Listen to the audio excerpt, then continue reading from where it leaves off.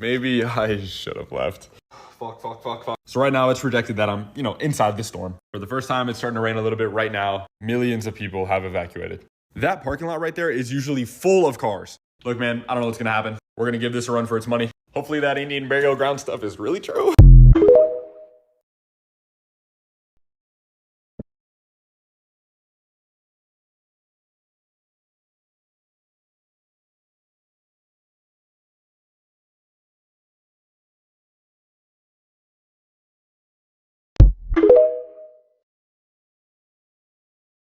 Hurricane Milton exploded in strength, intensifying from a tropical storm to a Category 5 hurricane in less than 36 hours. That kind of intensity growth in a major hurricane often triggers a common phenomenon called an eye wall replacement cycle. The eye wall is the area right around the center of the storm containing the strongest winds. In a replacement cycle, a second larger eye wall will form to replace the old one. This will often briefly waver the intensity of the winds, but expand the wind field. In fact, the forecast calls for the width of the tropical storm force winds to nearly double in size by the time Milton makes landfall in Florida. Along the coast, a wider wind field will push in more storm surge.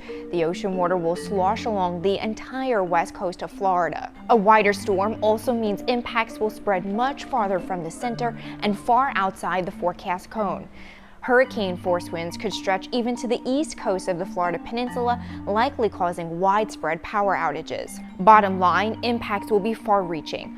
All residents in the Florida Peninsula should prepare for damaging winds, life-threatening storm surge, and heavy rain.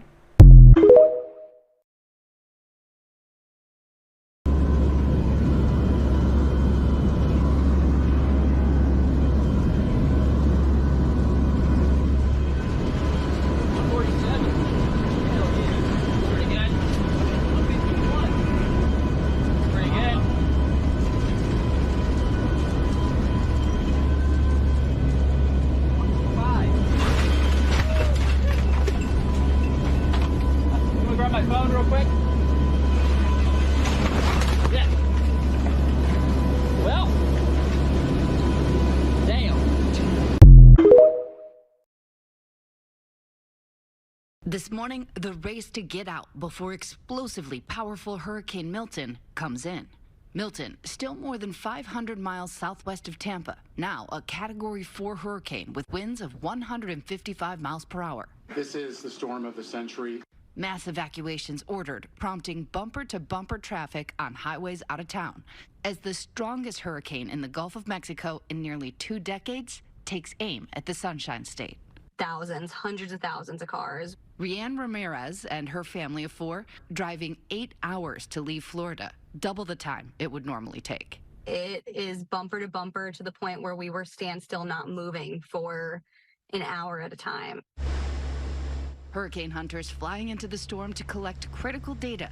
Milton is expected to be knocked down by some wind shear before making landfall late Wednesday into early Thursday, but the storm surge could still be unprecedented. Tampa Bay to Sarasota to Venice could see 10 to 15 feet of ocean water pushing onto land, prompting one of the largest evacuations in years. I'm going to go door to door myself and make the plea over the next 24 hours to get as many people as possible to leave.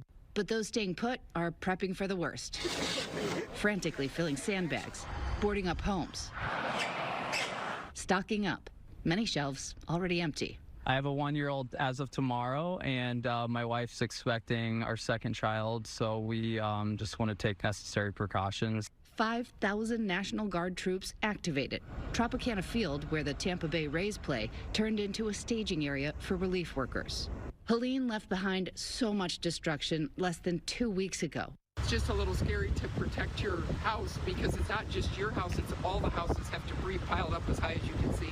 Helene brought the Tampa area and its beaches record storm surge as high as 7 feet. This was Tampa General Hospital during Helene. It was protected by an aqua fence. The water nearly to the top of the fence in that 5 to 7 feet of surge. But that's only half the storm surge that's expected from Milton.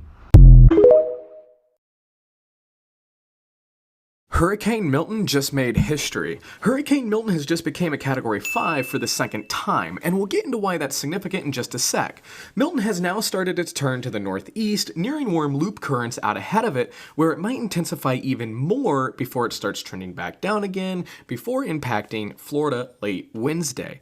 Milton is among rare company now, as it is only the third hurricane in Gulf of Mexico history to become a Category 5 twice. Camille in 1969, Allen in 1980, and now Milton in 2024. Follow back for more Hurricane Milton updates.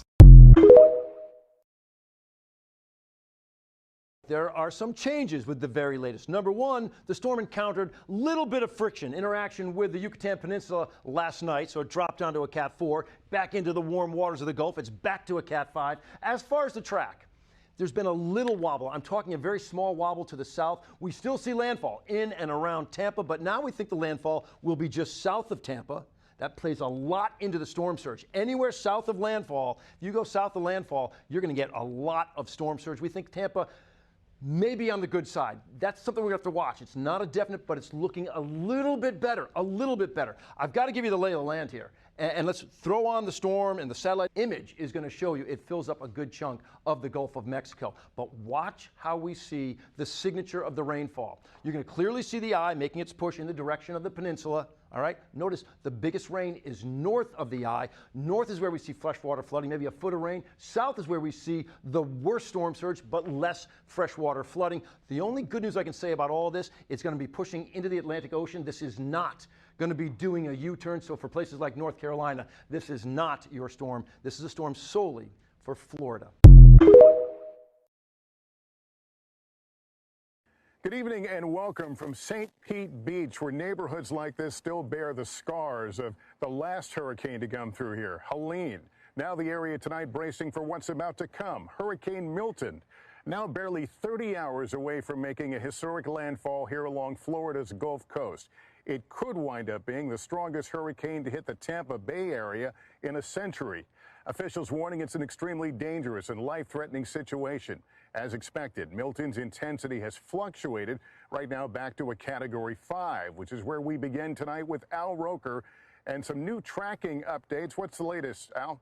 All right, well, here's the latest, Lester. As you mentioned, a Category 5 storm with 165-mile-per-hour winds, moving northeast at 9. However, the track now brings it a little south of Tampa, so they may be spared the worst of all that storm surge. We expect landfall around 1 a.m. to 3 to 4 a.m. Now, if that happens, it looks like the biggest storm surge will be south of Sarasota, is Tampa closer to Sarasota, Fort Myers Beach, but it could travel still a few miles inland. Now, as far as that storm surge and the heavy rain, it's going to be catastrophic. Upwards of 18 inches of rain from Ocala, Orlando, on into Sarasota, but heavier amounts even further south. And we've got the risk of tornadoes developing tomorrow from Daytona Beach all the way down to Key Largo. This is going to be a fast-moving system, and on the backside, it's going to still be a tornado when it exits on sometime Thursday. An incredible hurricane. It has dropped